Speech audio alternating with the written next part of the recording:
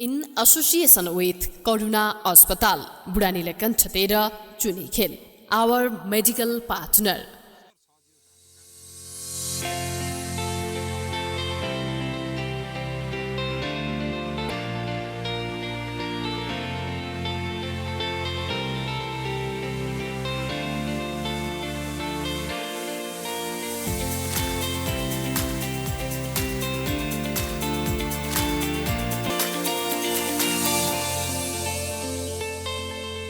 कार्यक्रम प्रसंग एक सवाल अनेकको एक अर्को श्रृङ्खलामा यहाँहरूलाई हार्दिक स्वागत अभिवादन गर्दछु। म एलपी शर्मा। दर्शकवृन्द, हामीलाई थाहा भएकै कुरा छ कि पछिल्लो समय आउने सङ्घीय निर्वाचन र प्रदेश र स्थानीय तहको निर्वाचनको बारेमा सत्ता गठबन्धनमा पनि एक मत हुन सकिराखेको छैन। एकैचोटि निर्वाचन सम्पन्न गर्ने कि पटक पटक गरेर निर्वाचन सम्पन्न गर्ने भन्ने कुरा पनि छ। यसरी स्थानीय तहको 5 वर्षे अवधि पनि जेठ 5 गते समाप्त हुँदैछ। त्योभन्दा पहिला निर्वाचन सम्पन्न भइसक्नुपर्ने कुरा ऐनले उल्लेख गरेको छ। अब संविधानले फेरि यो पदावधि समाप्त भएको 6 महिनाभित्र निर्वाचन गरिसक्नुपर्छ भन्ने कुरा स्पष्ट किटान्छ। त्यसकारण यो संविधानमा भएको एउटा व्यवस्था र कानुनमा भएको अर्को व्यवस्था मध्ये यसलाई कहाँ कसरी हामीले लिएर जाने हो र कसलाई मान्यता दिने आदि प्रमुख कुराहरू छन्। आज यसै विषयको सेरोफेरोमा रहेर अन्तर्संवाद प्रारम्भ गर्नका लागि हामीले एक विशिष्ट अतिथिलाई आमन्त्रण गरेका छौँ। उहाँ हुनुहुन्छ हरि उप्रेती। उहाँ वरिष्ठ अधिवक्ता हुनुहुन्छ, संविधानविद हुनुहुन्छ।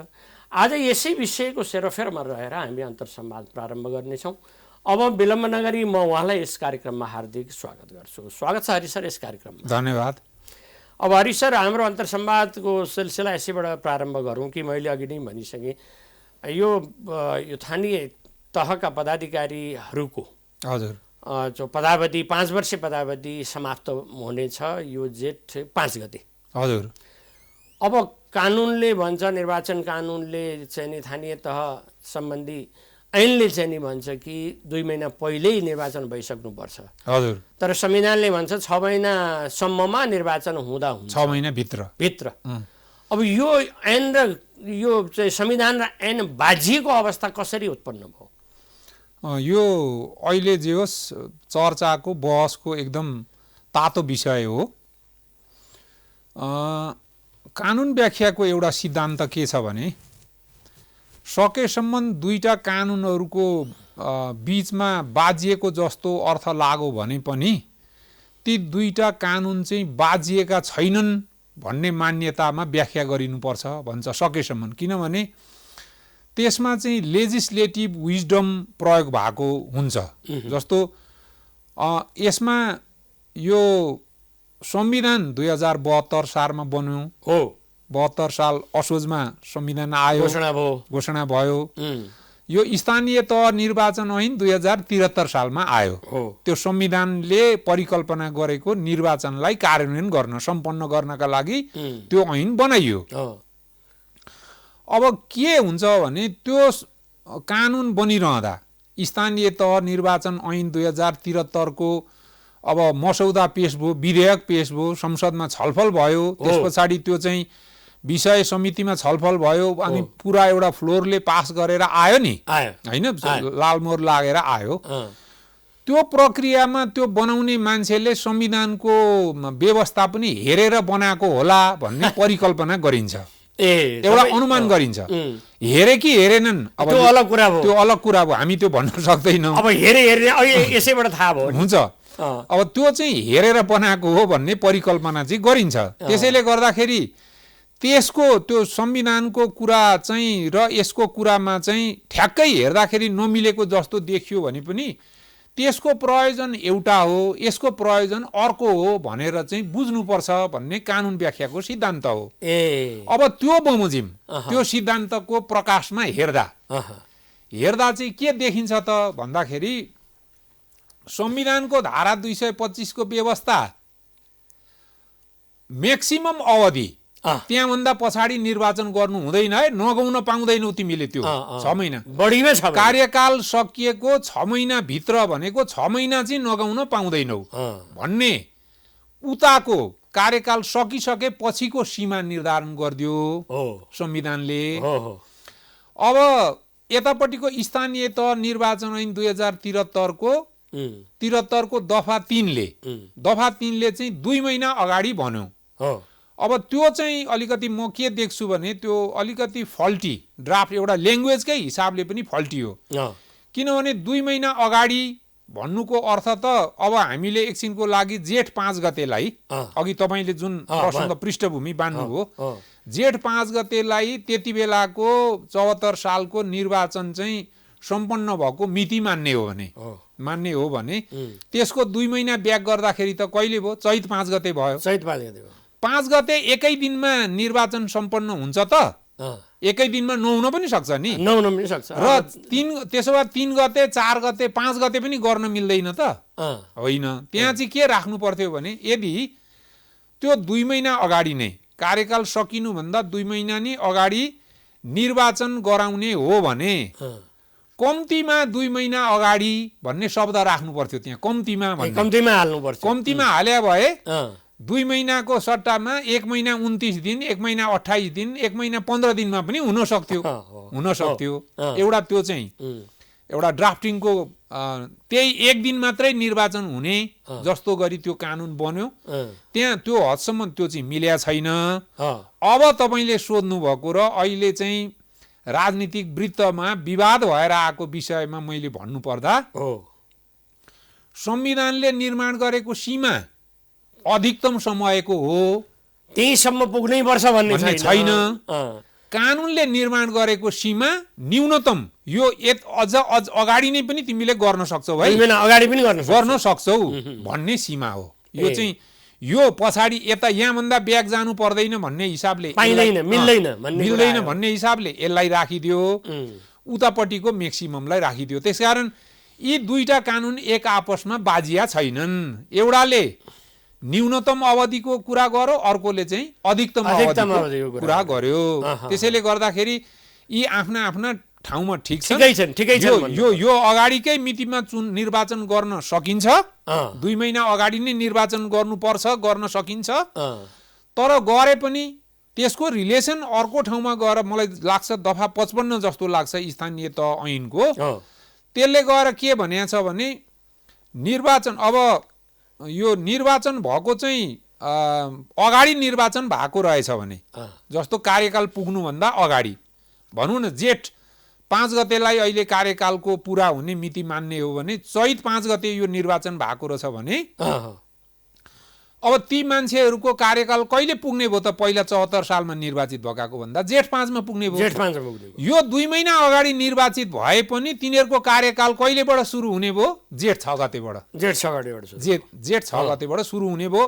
अगाडि निर्वाचन गरेर छ भने अगाडि निर्वाचन गर्न सकेन, अब संविधानले तोकेको पछाडिको सीमाभित्र निर्वाचन भएको छ भने निर्वाचनको परिणाम आएको 7औं दिनदेखि उनीहरूले कार्यभार सम्हाल्ने भन्ने व्यवस्था त्यो दफा 55 ले गरेको छ। 7औं दिन पनि छ त्यसमा? हो, छ, त्यसमा 7औं दिन पनि छ।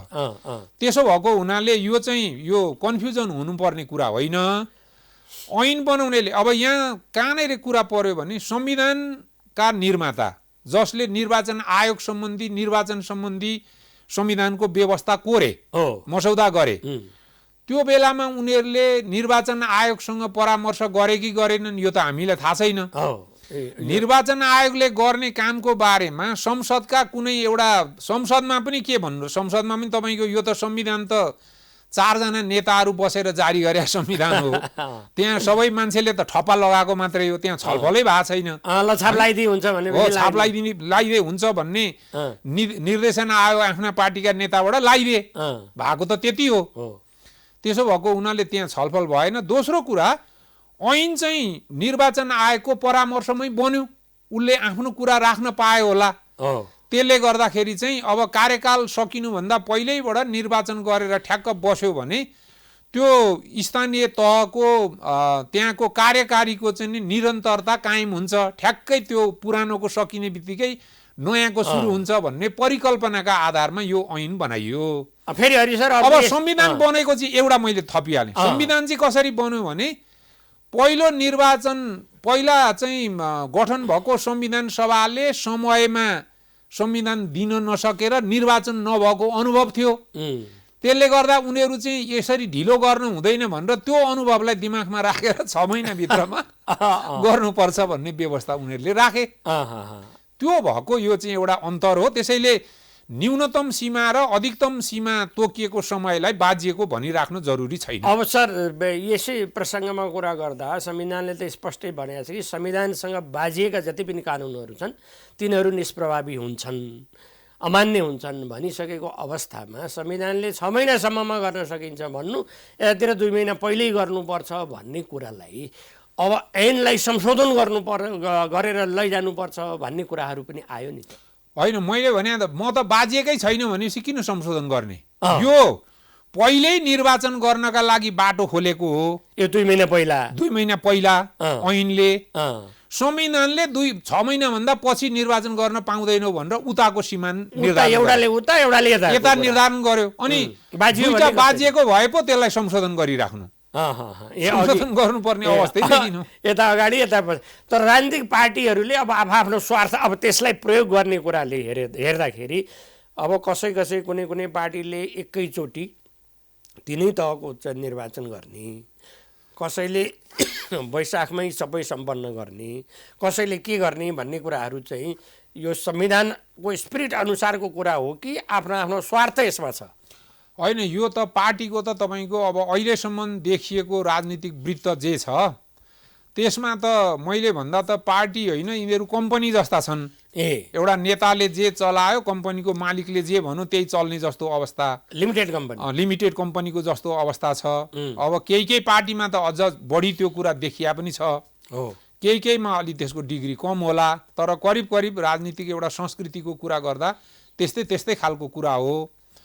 अब तपाईँको संविधानमै नभएको व्यवस्थालाई त छ भनेर संसदलाई 2 पटकसम्म अब प्रतिनिधि सभालाई विघटन गर्ने काम गरियो भनेपछि व्याख्याको हद त त्योसम्म गर्छन् राजनीतिक दलहरूले, होइन? अब त्यति धेरै विवादको कुरा चाहिँ छैन मैले हेर्दाखेरि। अब जहाँसम्म प्रतिनिधि सभाको कुरा छ, स्थानीय तहको मैले भने प्रतिनिधि सभाको जहाँसम्म कुरा छ, यो त मैले एउटा अहिले चाहिँ देखेको कुरा के हो भने यो अहिले चाहिँ इलेक्सनको कुरा, संसदले चाहिँ विघटन संसदलाई चाहिँ सबैको सहमतिमा विघटन गरेर जाने भन्ने र इलेक्सनको घोषणा गर्ने भन्ने जुन प्रसङ्ग आएको छ नि, त्यो व्यवस्था डाइरेक्ट हाम्रो संविधानमा छैन। त्यो बेलायततिरको एउटा चाहिँ के छ भने बेलायतको त्यो 5th इयर एउटासँग सम्बन्धित कानुनमा त्यो व्यवस्था राखेको भए पनि हामीकामा छैन। हाम्रो अब लिखित संविधान भएको देश हो। लिखित संविधान भएको देशमा सकेसम्म चाहिँ लिखित कुराहरू नै प्रिभेल गर्छन्। लिखितमा नभएका कुराहरूमा चाहिँ अब संवैधानिक कानुनी अभ्यास न्यायिक अभ्यासहरूको कुरा चाहिँ सहायता लिइन्छ व्याख्या गर्दाखेरि। अब हामी कहाँमा चाहिँ के छ भने मैले देखेको कुरा अर्ली इलेक्सन गर्न नै चाहने हो भने सत्तारूढ दलले गर्न चाहने हो भने त शेरबहादुर देउवालाई दिएको समर्थन एउटा पार्टीले फिर्ता लियो भने सकिगयो नि। किनभने त्यो संविधानको जुन चाहिँ यो अन्तिम पार्लियामेन्टको सदस्यको हिसाबले बनेको प्रधानमन्त्री हुनुहुन्छ, पार्लियामेन्टको सदस्य पार्टीले होइन सदस्यको हिसाबले बनेको जो प्रधानमन्त्री उहाँ हुनुहुन्छ, नेपाली काङ्ग्रेसबाट झिकेर शेरबहादुरद्वारा व्यक्तिको रूपमा बनाइएको प्रधानमन्त्री हो। त त्यस्तो प्रधानमन्त्रीले चाहिँ विश्वास गुमायो भने त्यस पछाडि फेरि अर्को विश्वास लिने प्रक्रिया संविधानले सुरु गर्ने परिकल्पना गरेका छैन। त्यस पछाडि भनेको 6 महिनाभित्र चुनावमै जाने हो, 6 महिनाभित्र जाने हो भनेपछि त यो अर्ली इलेक्सन गर्नका लागि राजनीतिक सहमति यो त जम्मै नाटकको कुरा हो। यो म भनिरहेको छु किनभने एउटाले यो अब अर्ली इलेक्सनमा जानुपर्छ प्रधानमन्त्रीसँग हाम्रो चाहिँ विमति भयो भनेर त्यो झिकिदिने हो भने समर्थन फिर्ता लिने हो भनेदेखि त अल्पमतमा पर्यो। त्यो देखियो नि। अब भएको समर्थनबाट बनेको मान्छे अल्पमतमा पर्यो भने ल मेरो चाहिँ म यसरी निर्वाचित भएको थिएँ, म अब अल्पमतमा परेँ, अब अर्को निर्वाचनको चाहिँ प्रक्रियामा जानुपर्ने अवस्था पनि छैन, म अब 6 महिनाभित्र चुनावको घोषणा गर्छु भनेर प्रधानमन्त्रीले घोषणा गरे भने घोषणा हुन सक्छ। अरू विकल्पबाट हुँदैन।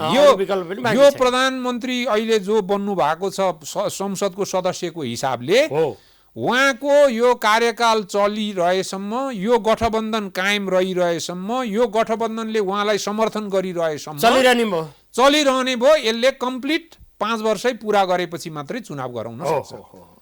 हामी एक छोटो विश्राममा जानेछौँ, त्यसपछि अन्तर संवादको सिलसिलामा पुनः जोडिनेछौँ।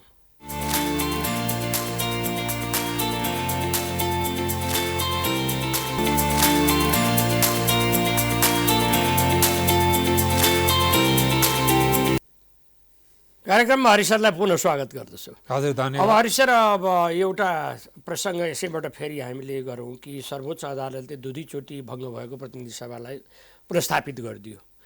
यसरी चाहिँ भङ्ग गर्न मिल्दैन, पाइँदैन, संविधानले भनेको छैन भनेरै भन्यो। हजुर। त्यसपछि संसद त पुनर्स्थापित भयो, संसद चल्न थाल्यो, मन्त्रीमण्डल बन्यो, त्यो पनि लामो समय लाएर मन्त्रीमण्डल बन्यो। संसद चले पनि यथार्थमा संसद चलेन। अब एउटा प्रतिपक्षी दलले अवरोध गर्दाखेरि संसद अगाडि जान सक्दै सकेन।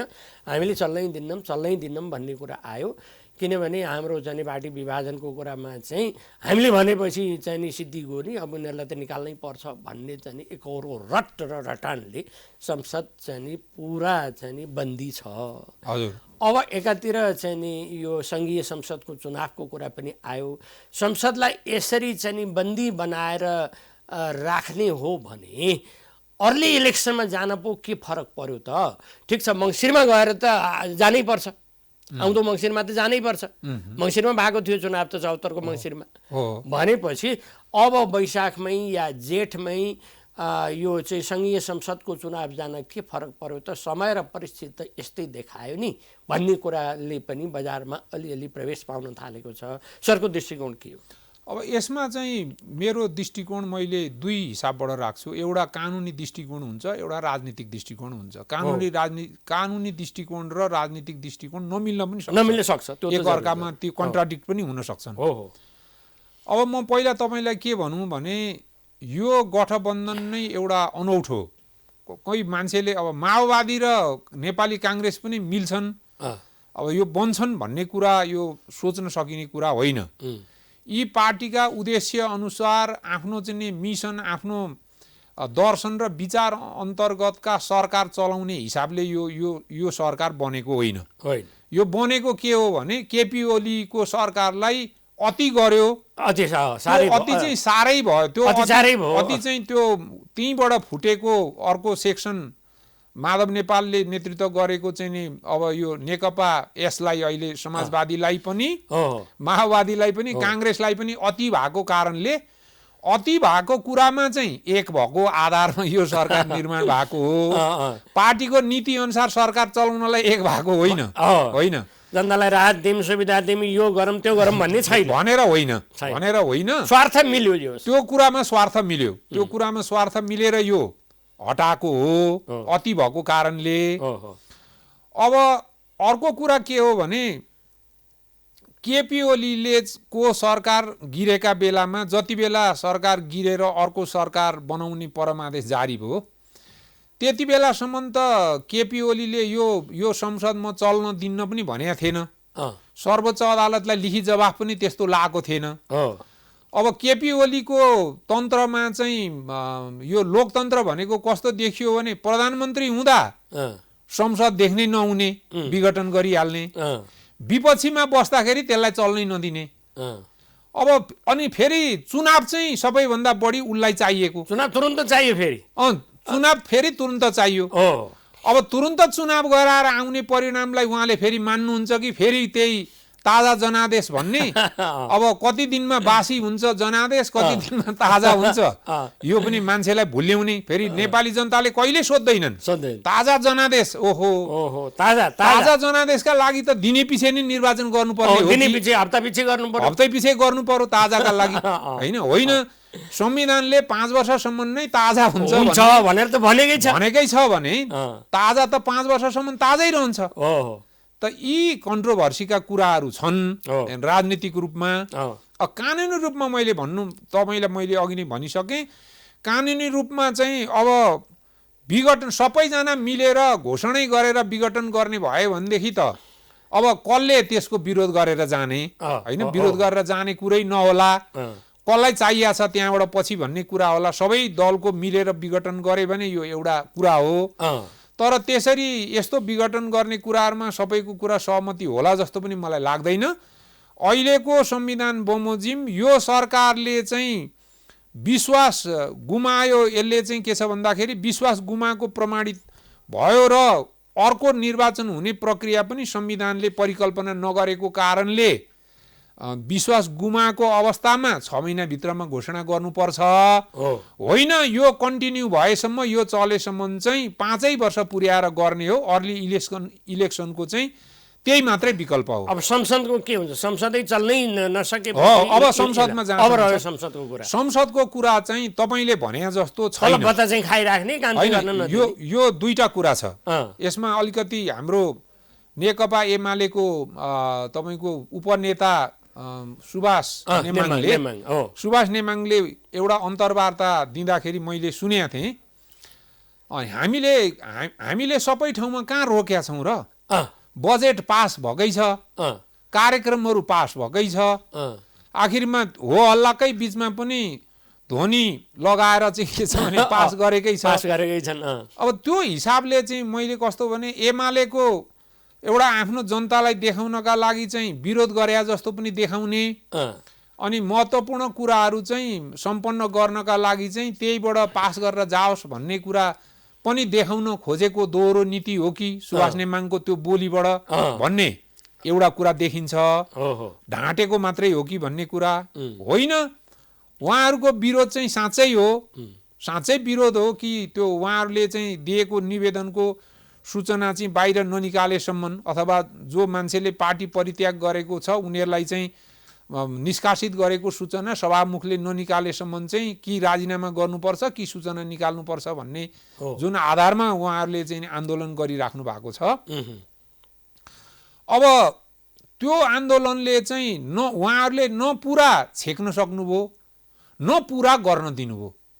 मैले भन्न खोजेँ, तपाईँले सोधेकोमा मैले मिसाउन खोजेको कुरा के भने केही महत्त्वपूर्ण कामहरू कुराहरू विरोधको बावजुद पनि भइरहेकै छ। तर जनजीविकाका कुरा, जनअधिकारका कुरा, जनताहरूका सुविधाका कुरासँग सम्बन्धित संसदबाट गर्नुपर्ने काम कारबाही जति चाहिँ सबै रोकिएका छन्। नियम निर्माणका कुरा, विधेयकका कुरा सबै कुरा रोकिएको छ। यो रोकिएको चाहिँ के छ भन्दाखेरि यो एकदम प्रष्ट ढङ्गले एमालेकै कारणले गर्दा रोकिएको हो। अब केही पनि गर्न नसक्ने हो भने 5 वर्षसम्म पुर्याउनुको पनि के अर्थ छ र? यही कुरा। किन 5 वर्ष पुर्याउने हैन? 5 वर्षको कार्यकाल भनेको त संसदले गर्नुपर्ने, संसदका लागि तोकिएका, संविधानले परिकल्पना गरेका सबै कामहरू गर्छ गर्नका लागि 5 वर्षको समयावधि तोकेको, त्यो अवधि तोक्या। अब गर्नै पाउँदैन, चल्नै पाउँदैन भने के का लागि 5 वर्ष बस्ने? उलाई किन जीवित बनाइराख्ने? अब फेरि एकातिर तपाईको विरोधको कुरा पनि छ, अर्कातिर चाहिँ तल भत्ता पनि नियमित रूपमा तिनै विरोध गर्नेहरूले खाइरहेका छन्। त्यसको चाहिँ दोहोरो एउटा चाहिँ स्ट्यान्डर्ड पनि त्यहाँ देखिएको छ। त्यसैले गर्दाखेरि अब यो त जनताले चुनावका बेलामा मूल्याङ्कन गर्ने कुरा हो। अब हरिसरले भनाइबाट यो कुरा बुझिन्छ कि अर्ली इलेक्सनमा यदि गयो भने पनि यसलाई अनर्थै मानिहाल्नु पर्ने कुरा छैन। होइन, यो त दुईटा कुरा। एउटा जसरी कुरो आइराखेको छ सर्वसम्मतिबाट राजनीतिक सहमति निर्माण गरेर जाने भन्ने कुरा, त्यो भयो भने विरोध कसैको नहुने भयो, सिद्धिहाल्यो। त्यो भएन भने अहिलेको गठबन्धनबाट कतैबाट चाहिँ समर्थन झिकिदिने बित्तिकै यो सरकारको चाहिँ लङ्गडो भएपछि 6 महिनाभित्रमा चुनाव गराउनु पर्छ। सर, अब यो विषयलाई राखेर हामी एकचोटि सर्वोच्च अदालतपट्टि हामी जाउँ। अब सर वरिष्ठ अधिवक्ता हुनुहुन्छ, संविधानविद हुनुहुन्छ। सर्वोच्चमा 3 महिना लगभग हुन लागिसक्यो यो आन्दोलन भएको। यो प्रधान न्यायाधीश चोलेन्द्र शमशेर जङ्गबहादुर राणाको राजीनामा, त्यसपछि सर्वोच्चमा भएका न्यायालयमा भएका चाहिँ जुन गतिविधिहरू चाहिँ विकृति विसङ्गति लगायत बिचौलियाको हाबी भयो यो भनेर सारा कुराहरू भएर आन्दोलनमा आइराख्दाखेरि पनि न त प्रधान न्यायाधीशको राजीनामा आउन सक्यो, न प्रधान न्यायाधीशमाथि महाभियोगकै कुराले अगाडि कति आकार लिन थाल्यो। अब यसरी आन्दोलन गरिराख्नुको अर्थ औचित्य पनि केही रहन्छ कि रहन्न सर? रहन्छ, औचित्य त रहन्छ। म तपाईँलाई के भनौँ भने कतिपय कुरा अब दाजुभन्दा भाइ जेठो हुन्छ भन्ने तपाईँले जिन्दगीमा परिकल्पना गरेको हुन्छ? त्यो गरे हुँदैन नि। दाजुभन्दा भाइ त कान्छै हुन्छ नि। तर नेपालमा उमेर मिलाएर खानेले दाजुले भन्दा भाइले लामो के अरे भाइले भन्दा दाजुले लामो समयसम्म जागिर खाएका उदाहरणहरू पनि छन् होइन? मिलाएर त्यस्तो पनि देखियो क्या, सुनियो। त्यस्तो कागजमा म यति वर्षको हो भन्ने सिद्धियो, प्रमाणित गरेपछि सिद्धियो होइन? एउटा मान्छेको बेसिक एउटा विश्वास हुन्छ, कतिपय कुरा सबै कानुनमा लेखा पनि हुँदैन।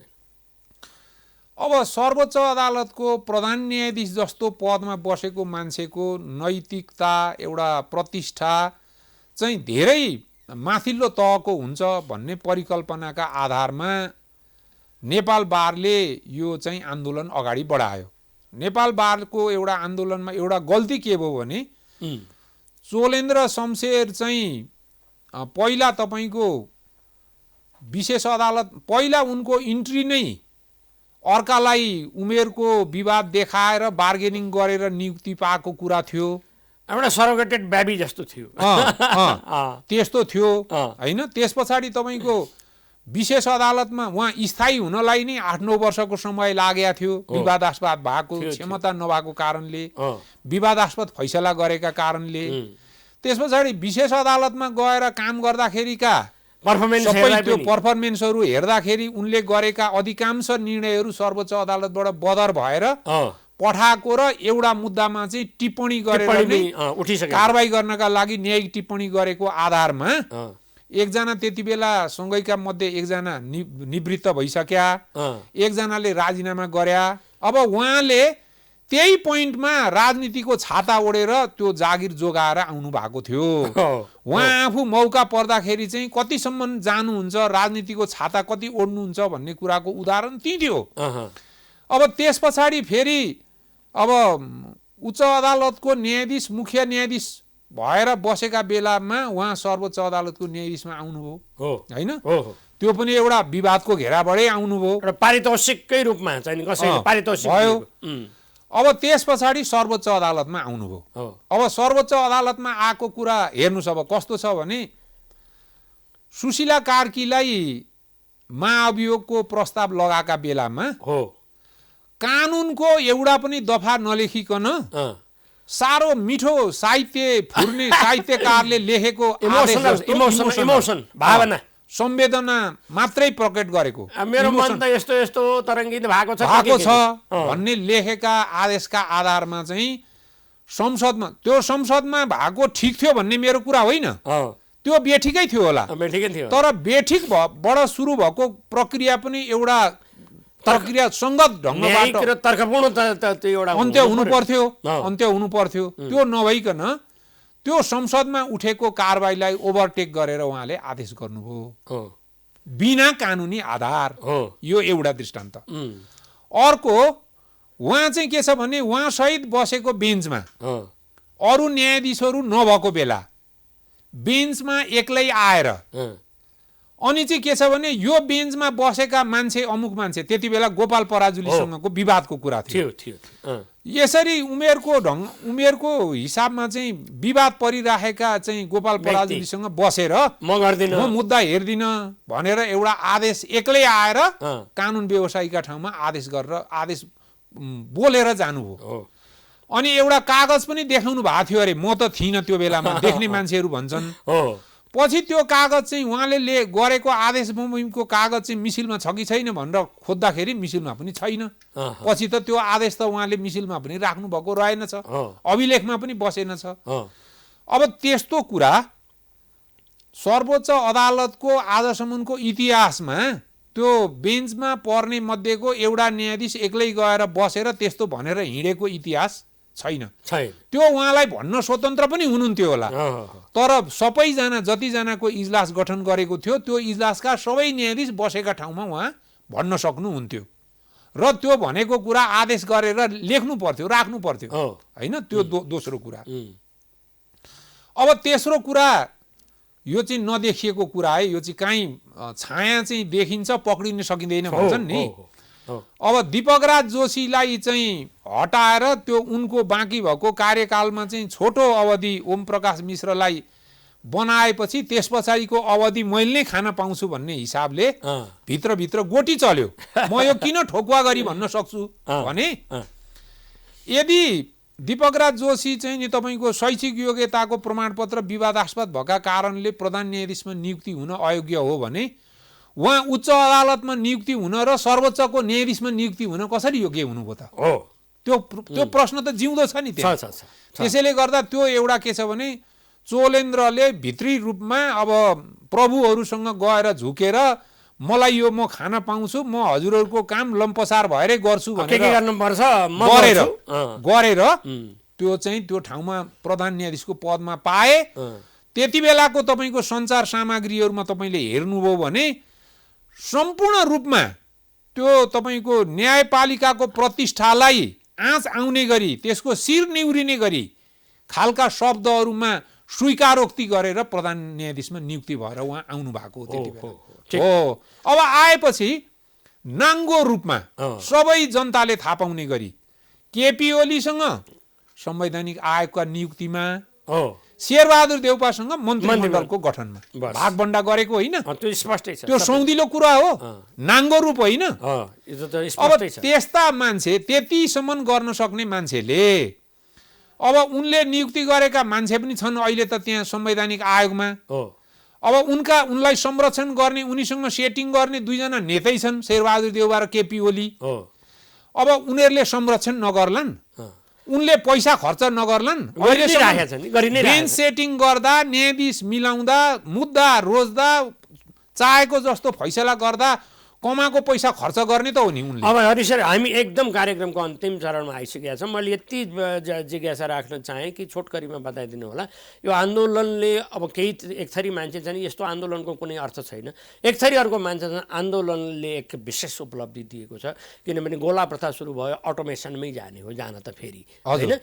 त्यसपछि यो बेन्च सपिङ पुरै बन्द हुने भयो। अनि अर्कोतिर गएर चाहिँ सम्पत्ति शुद्धिकरण अनुसन्धान आयोगमा गएर प्रधान न्यायाधीशका नाता सम्बन्ध इष्टमित्र सबैको सम्पत्ति छानबिन गर्न पर्छ भन्ने कुरा चाहिँ नि यो नागरिक अगुवाहरूले लिएर जाने र त्यो इनिसिएसन सुरु हुने, त्यो प्रक्रिया सुरु हुने कुरालाई चान्चुनी मान्न मिल्छ कि सामान्य कुरा हो यो? म एकदम छोटो मान्छु, समय छोटो छ भन्नुभयो। म एकै वाक्यमा दिन्छु, आन्दोलनको रूप आन्दोलनको प्रतिक्रियाको रूपसँग निर्भर गर्छ। प्रतिक्रिया दिने मान्छे मरेको बाँचेको जस्तो नभएर मुर्सिद भएर कुर्सीमा बसेको छ भने आन्दोलन चाहिँ चर्को किन हुनु पर्यो र?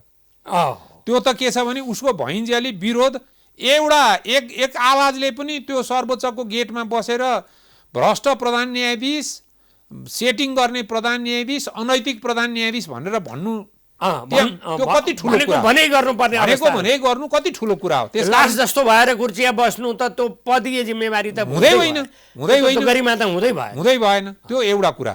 त्यसकारण आन्दोलनको औचित्य सक्यो भन्ने होइन कि एकजनाले त्यहाँ बसेर नारा लगाएसम्म पनि त्यो नाराको अर्थ रहन्छ, त्यसले एउटा मेसेज दिइरहन्छ, त्यसको महत्त्व सकिँदैन। एउटा यो। अर्को चाहिँ तपाईँले भन्नुभएको, मैले छोटोमा टुङ्ग्याएँ, यो आन्दोलनकै कारणले उनले अहिले बेन्चमा बस्न पाएका छैनन्, अरू न्यायाधीशसँग सेयर गर्न पाएका छैनन्, कुनै आदेश फैसला गर्न पाएका छैनन्, पेशी तोक्न पाएका छैनन्। उनका पाता कसाया छ यो आन्दोलन। यो सानो कुरा त भयो, यो सानो कुरा होइन। र अब चाहिँ के छ भने गोला प्रथा आफैमा ठिक हो कि होइन त्यसमा मेरा पनि रिजर्भेसन छन्, तर यो गोला प्रथाको जन्म उनको दुष्कर्मको पेटबाट भएको जन्म हो। त्यसकारण सुकर्मी आए भने यसको आवश्यकता नपर्न पनि सक्छ।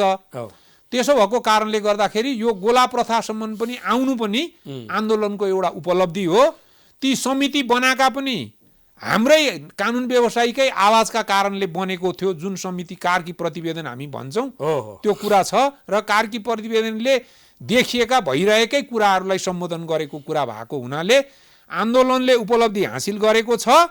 अब उनले न्यायाधीशले राजीनामा गर्ने स्थिति देखिएन, पार्टीहरूले पनि महाअभियोग लगाउने अवस्था पनि नदेखेको कारणले गर्दा यो आन्दोलन निरन्तर चलिरहन्छ। हस् सारी सर, अधिक व्यस्तका बीच प्रदान गर्नुभएको समय र संवादको लागि मेरो व्यक्तिगत र टिमको तर्फबाट हार्दिक धन्यवाद दिन्छ। धन्यवाद। ल मेरो पनि धेरै धेरै यो सञ्चार माध्यमबाट र अब यसमा सुनिदिने हेरिदिने अब सबै महानुभावहरूलाई मेरो धन्यवाद। हस् त दर्शकवृन्द, आज हामी निकै पेचिलो विषयमा हामी इलेक्सनको विषयमा पनि कुराकानी गऱ्यौँ, सर्वोच्च अदालतमा 3 महिनादेखि जारी आन्दोलनको बारेमा पनि कुराकानी गऱ्यौँ। उहाँले निकै महत्त्वपूर्ण कुराहरू बताउँदै हुनुहुन्थ्यो। यो संविधानले पदावधि तोकेको अवधिसम्म म जसरी जिउँदो भए पनि पदमा रहन्छु, मरेको अवस्थामा पनि रहन्छु भन्नुले पदको गरिमा देखाउँदैन र पुनः पदको कहिल्यै पनि त्यसको उच्चतालाई प्रमाणित गर्दैन। त्यसकारण आफ्नो विरोधको आवाज बाहिर एक शब्द पनि विरोधको आवाज छ भने, यदि नैतिक कोही व्यक्ति छ भने उसले चटक्क राजीनामा दिनु नै त्यसको आफ्नो गरिमा रहन्छ भन्ने कुरा पनि गर्दै हुनुहुन्थ्यो। फेरि अर्को दिन अर्कै व्यक्तिसँग अर्कै प्रसङ्गमा जोडिने भाषा गर्दै आजको यस कार्यक्रमलाई यहीँ बिटमार चाहे प्राइम टाइम टेलिभिजन हेर्दै गर्नुहुनेछ। हस्त नमस्कार।